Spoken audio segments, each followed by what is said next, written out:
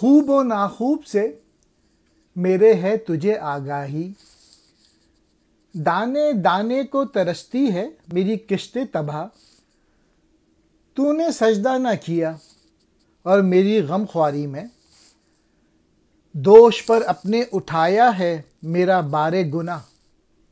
اے ابلیس، تجھے میری خوبیوں اور برائیوں کی خبر ہے، میری ویران کھیتی سے دانہ نہیں اگتا، میرے جنت سے نکالے جانے کے وقت تو بھی وہاں موجود تھا، جس کی وجہ سے تجھے میری خوبیاں وغیرہ کی خبر ہے۔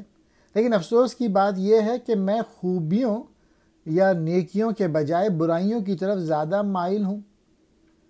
تو نے مجھے آدم کو سجدہ نہ کیا، اور اب مجھ سے ہمدردی کے طور پر تو میرے بے شمار گناہ اپنے ذمہ لے رہا ہے۔ یعنی انسان اپنے گناہوں یا برائیوں کو شیطان کے کھاتے میں ڈال دیتا ہے۔ یہ گویا شیطان کی اس سے ہمدردی ہے۔